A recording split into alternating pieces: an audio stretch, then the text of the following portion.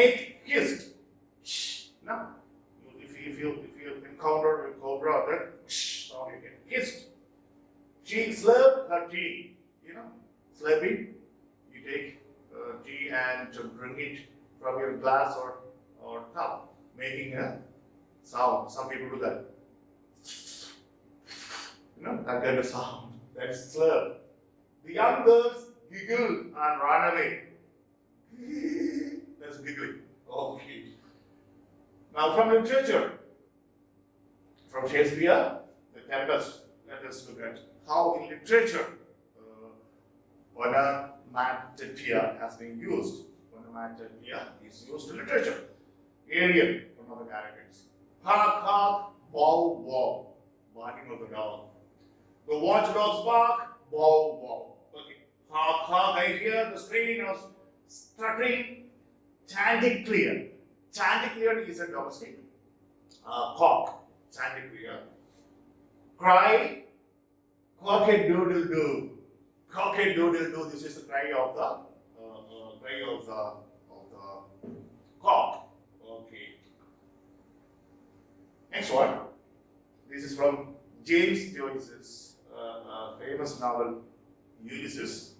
I was just beginning to yawn with the nerves thinking. He was trying to make a fool of me when I knew his ta-ta-ra-tat. Very difficult to pronounce. Okay, at the door.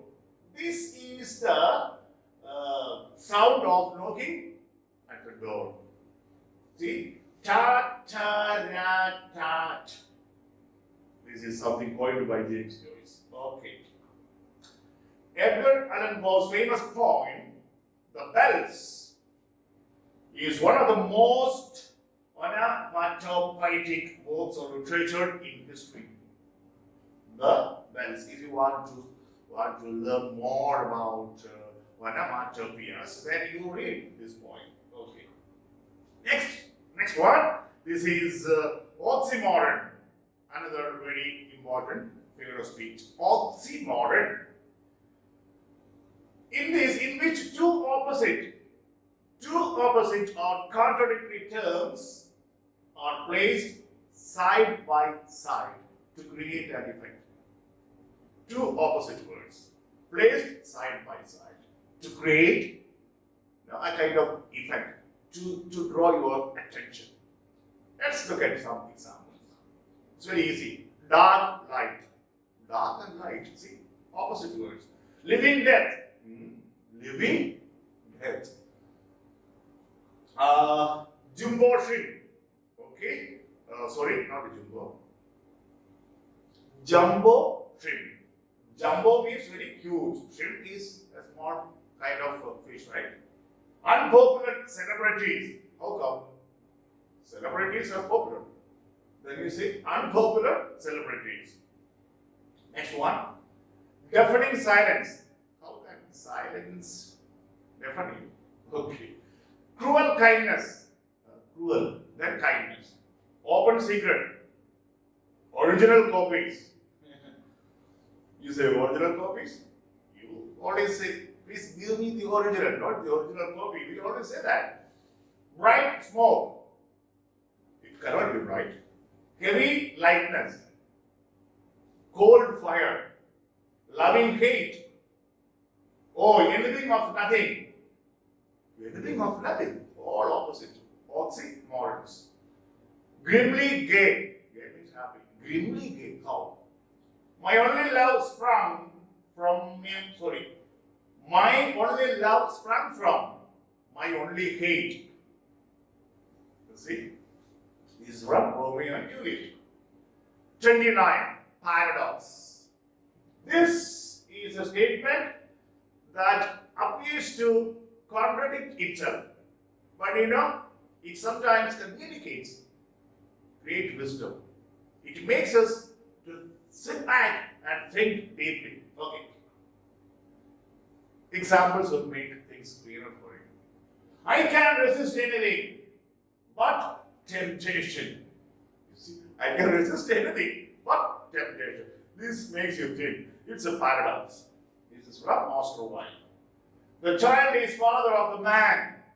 From William Wordsworth, paradox. I must be cruel to be kind. Again, paradox.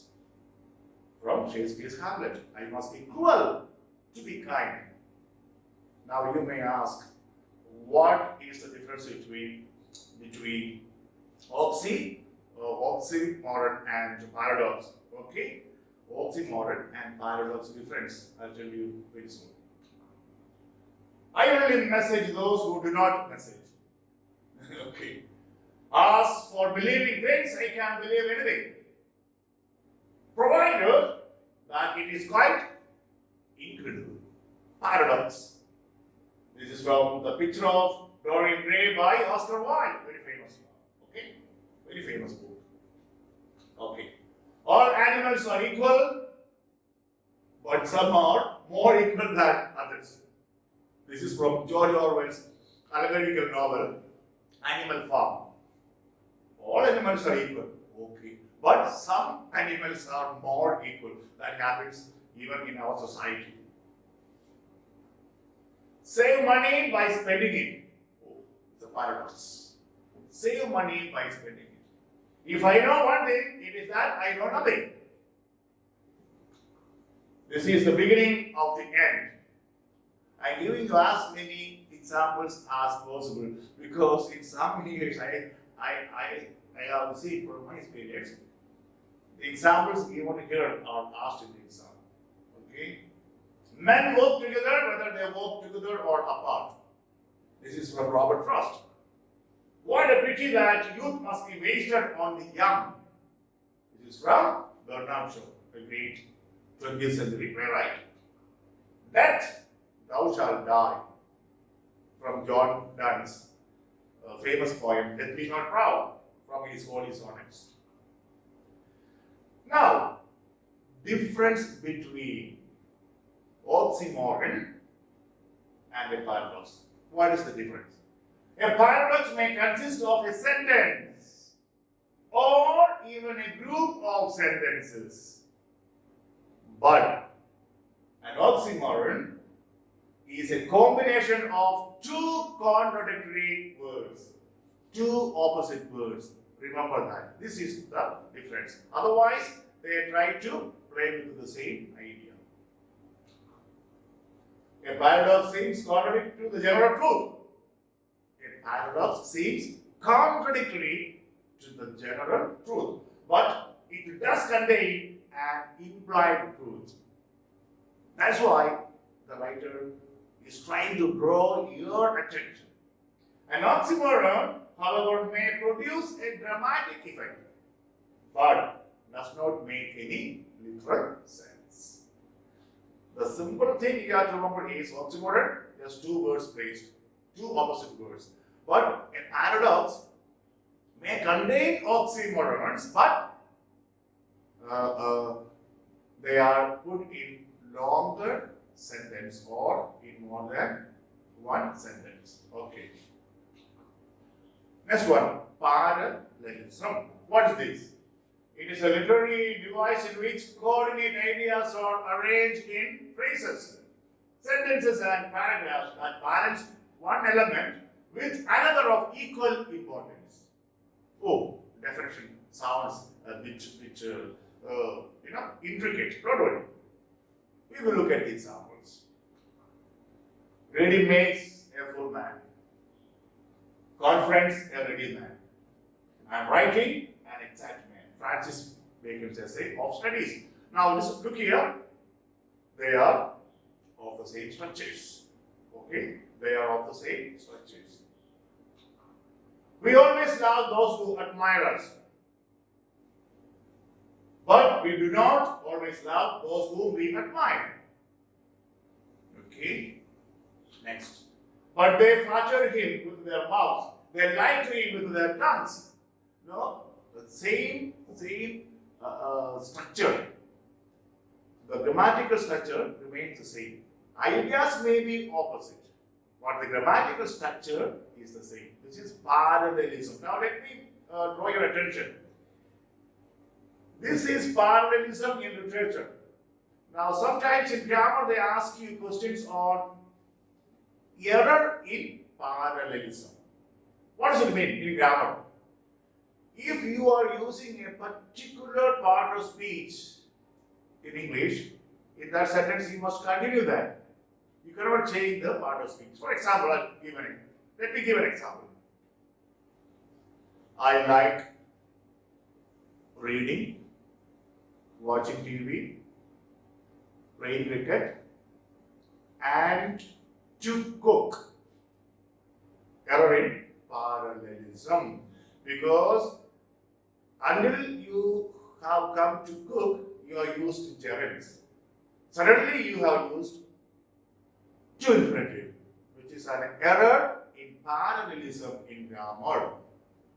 Okay? Or you can say, he is very handsome, very tall, very strong, and likes to work hard.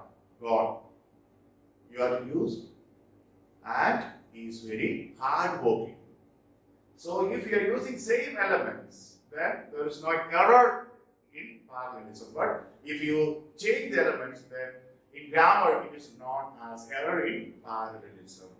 And in literature, parallelism means using same structures, grammatical structures. Ideas may be opposite. That doesn't matter. Give a man a fish and you feed him for a day. Teach a man to fish and you feed him for a lifetime. This is an aphorism. Fine. It doesn't matter. But here we are concerned with the structure. One after the other, same structure is used. Give a man a fish and you feed him for a day. Same structure. Again, teach a man to fish and you feed him for a lifetime. Same structure. Ulysses. Friends, Romans, countrymen, let me know your names. Friends, noun, Romans, noun, countrymen. See? I come to bury Caesar. Come to bury Caesar. Not to praise him. Same structure. To praise him, to bury him. Your negatives, they are not. That doesn't matter in parallelism. The evil that men do lives after them. The good is oft interred with their bonds. Same structure. This is parallelism in literature. Okay. Another one. Up the river mountains had not been taken. See? Had not been taken. None of the mountains below the river had been taken. That was all left for next year. Same structure used. A Farewell to Arms by Hemingway. Famous novel. Note. One literary device that often makes use of parallelism is antithesis. Yeah, see, for example, to err is human, to forgive is divine. This is kind of antithesis, but this is also parallelism. Same structure is used. Okay. Pathos. What is this? Forget about the definition, description there. Pathos is the use of language, such words to create or to stir emotions in the readers or in the audience. You know, the emotions of pity, fear, sadness, etc. Okay. Look at some examples. If you don't move soon, we are all going to die. Can you see how dangerous it would be to stay? Oh, kind of fear is created with these lines. When you say these things to a friend, you are creating a kind of fear. Okay. Better men than us have fought and died to preserve this great nation. Good beginning. Now it is our turn to return the favor. For God and country, gentlemen.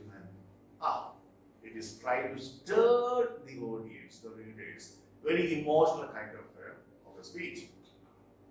You will make the right decision because you have something that not many people have. What is that? You have heart. Oh, you are really appealing to the emotion of your listener or your reader. Believe me, my dear, this is a long one. I have written for you. This is from Jane Austen's Pride and Prejudice. Have you read that novel? Mr. Darcy telling Jane. Okay? Sorry, Elizabeth. Okay, Elizabeth Bennet. Mr. Darcy's words to Elizabeth Bennet. A very powerful character in English literature or in the whole of literature. Okay. Believe me, my dear Miss Elizabeth, that your modesty adds to your other perfections. Oh, very encouraging. But you can hardly doubt the object of my discourse. However, your feminine delicacy may lead you to dissemble. For, as soon as I entered the house, I singled you out as the companion of my future life. Oh my God, when a girl hears these words from a young, prosperous man, naturally she will be moved. Her emotions will be stirred. Okay. Diagnostic pride and prejudice. Now, let us see one from the Adventures of Tom's Friend. Okay. By Mark Twain. What is this? He had meant the best in the world and being treated like a dog, like a very dog. She would be sorry someday. Maybe when it was too late. If he could only die temporarily. Tom loved a girl, but she treated him, very badly, very unkindly. So these are the words, okay, of the writer stating Tom's condition. Okay, next one. Here, Tom's condition arouses pity in the reader's minds by telling how the girl whom he loved had treated him like an animal, despite his honest feelings for her. This is pathos. I have just given you a few examples from literature.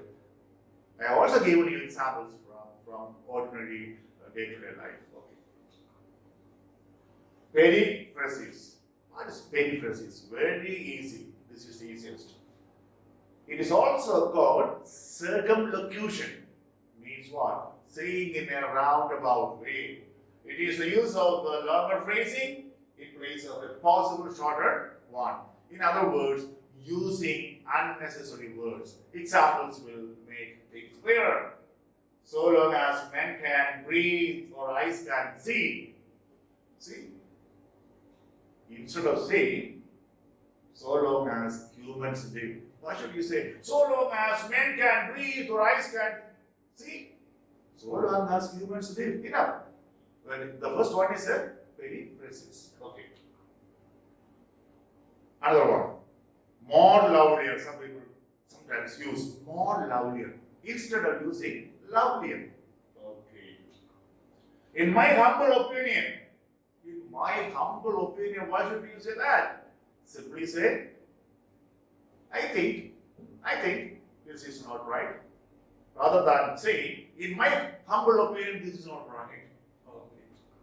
Now, at this point in time, why do you want to say now at this point in time? Simply say now, that's enough. In his poem, Birches, I think you have done this.